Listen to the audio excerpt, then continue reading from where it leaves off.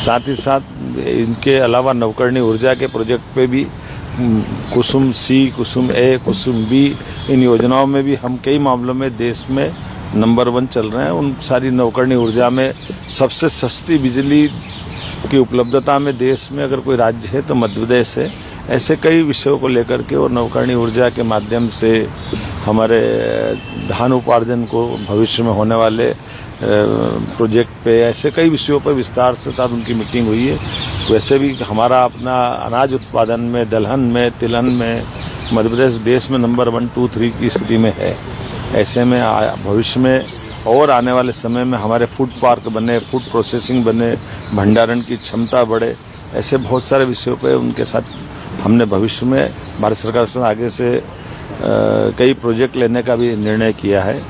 मुझे इस बात का संतोष है कि हम अपने कॉमन सिविल कोड के मामले में मध्य प्रदेश बहुत अच्छी गति से काम कर रहा है।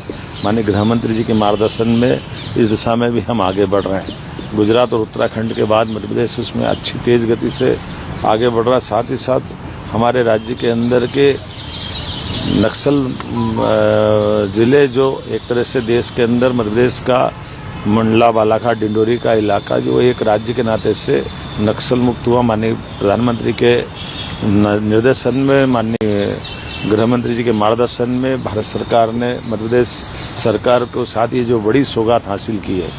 मैंने आमंत्रित किया कि बेगा महोत्सव के आधार पर बालाघाट में वो भविष्य में कार्यक्रम बनाए और माननीय एचएम साहब ने कहा वो अपनी सुविधा से जरूर आके देखेंगे।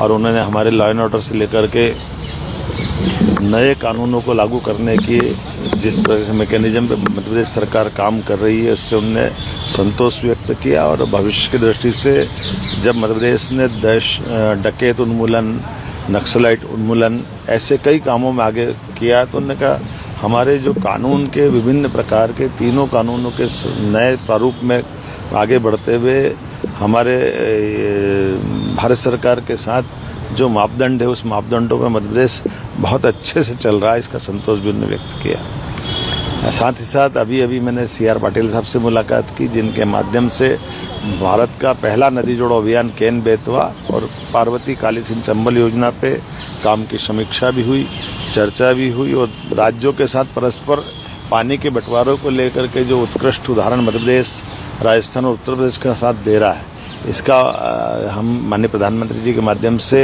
माननीय पाटिल साहब को हमने धन्यवाद भी दिया। और इन पे बांधों की श्रृंखला बनाते हुए पीने के पानी की, खेतों में सिंचाई की और उद्योग में पानी की उपलब्धता को लेकर के जल का बूंद बूंद का उपयोग सबसे अच्छा हो, इस पर हम काम कर रहे हैं। एक और संतोष है कि हमारे नदी, कुएं, बावड़ी, तालाब, नहर इन सारी जल रचनाओं के पुनर्भंडारण को लेकर के मध्य प्रदेश नंबर 1 की स्थिति में चल रहा है।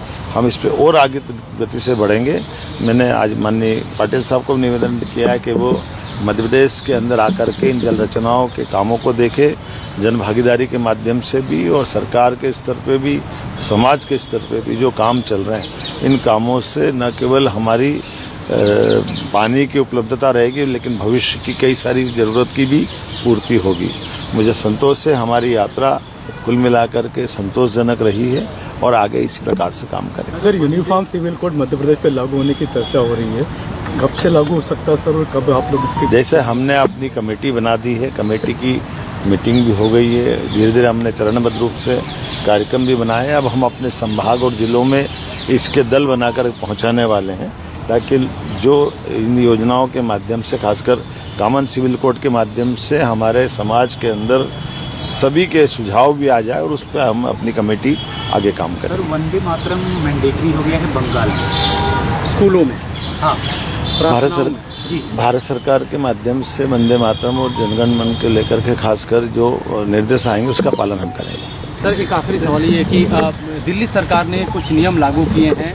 हाल के दिनों में पीएम साहब ने जो अपील की है उन्होंने हमारी सरकार ने इस पे काफ़ी अच्छे से काम किया है और हम भी उस पर काम कर रहे हैं। और मैं उम्मीद करता हूं कि हम सब मिलकर के इन जिसके माध्यम से देश के लिए डॉलर बचेगा, हमारी विदेश पे निर्भरता कम होगी और वर्चुअल रूप से कैबिनेट करने का, मंत्रियों का, हमारे निगम मंडल के सभी पदाधिकारियों का, हमारा सबका भी हमने अपना एक गाइडलाइन बनाई है और हम उसके तरफ आगे बढ़ रहे हैं। सर SIR का भी थर्ड फेज शुरू और- थैंक यू सर।